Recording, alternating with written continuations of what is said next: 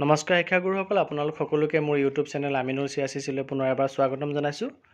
মোৰ আগৰ এটি ভিডিঅ'ত মই আপোনালোকক জনাইছিলোঁ যে প্ৰথমবাৰৰ বাবে প্ৰাথমিক শিক্ষাত ICT বিষয়টি অৰ্থাৎ কম্পিউটাৰ বিষয়টি অন্তৰ্ভুক্ত কৰা হৈছে।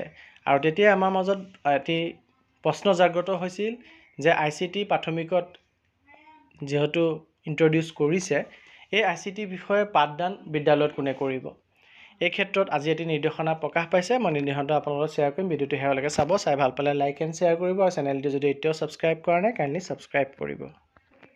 আপোনালোকে স্ক্ৰীনত অৰ্ডাৰটো দেখা পাই আছে, যোনটো আমাৰ ডাইৰেক্টৰ অফ ছেকেণ্ডেৰী এডুকেশ্যনৰ ফালৰ পৰা প্ৰতিখন জিলাৰে ইনস্পেক্টৰ অফ স্কুলছলৈ আহিছে, আৰু য'ৰ ছাবজেক্টত স্পষ্টভাৱে উল্লেখ কৰিছে যে 6ৰ পৰা 8লৈকে আমাৰ যি কম্পিউটাৰ ছাবজেক্টটো ইন্ট্ৰডিউচ কৰা হৈছে, সেই কম্পিউটাৰ ছাবজেক্ট 9 আৰু 10ৰ এডিশ্যনত 9 আৰু 10ৰ লগত সেই 6ৰ পৰা 8লৈকে কম্পিউটাৰ ছাবজেক্টটো ইম্পাৰ্ট কৰা বিষয়টোৰ ওপৰত এই পত্ৰটি দিছে বুলি স্পষ্টকৈ উল্লেখ কৰিছে।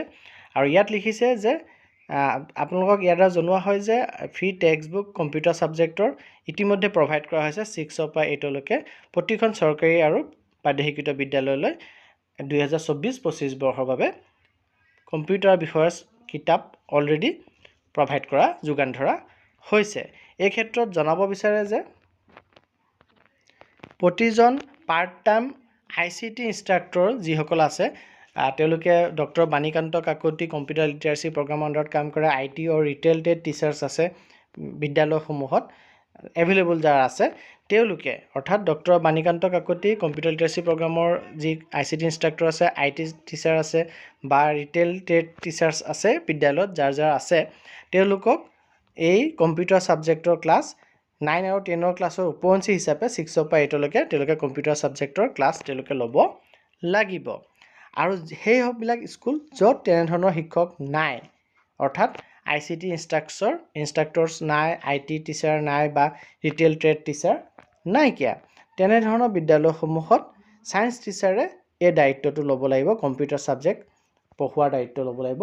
তেওঁলোকৰ তেওঁলোকৰ এলটেড যিখিনি ক্লাছ আছে তাৰ উপৰঞ্চি হিচাপে বিজ্ঞানৰ শিক্ষকগৰাকীয়ে কম্পিউটাৰ ছাবজেক্টৰ ক্লাছ লোৱাৰ দায়িত্ব ল'ব লাগিব।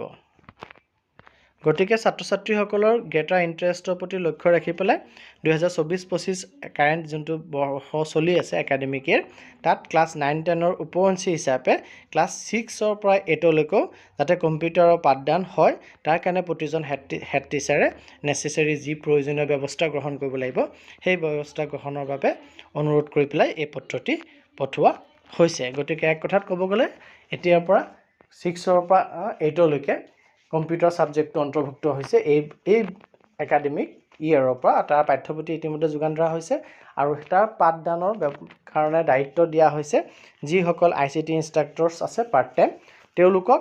আৰু যদি তেওঁলোক এভেইলেবল নাথাকে, ৰিটেল ট্ৰেড টিচাৰো নাইকিয়া বিদ্যালয়ত বা IT টিচাৰো নাইকিয়া, তেতিয়াহ'লে বিদ্যালয়ৰ যিজন বিজ্ঞান শিক্ষক আছে তেখেতৰ যি এলটেড নৰ্মেল ক্লাছ আছে সেইখিনিৰ উপৰঞ্চি হিচাপে তেখেতে এই কম্পিউটাৰৰ পাঠদানৰ দায়িত্ব ল'ব লাগিব। আৰু যদিহে ICT ইনষ্ট্ৰাক্টৰ পাৰ্ট টাইমসকল আছে বা IT টিচাৰ বা ৰিটেল ট্ৰেড টিচাৰ আছে, তেতিয়াহ'লে তেওঁলোকে 9-10 ক্লাছ ইতিমধ্যে লৈ আছে 9 আৰু 10ৰ, তাৰ উপৰঞ্চি হিচাপে 6ৰ পৰা 8লৈকেও তেওঁলোকে দায়িত্ব ল'ব লাগিব।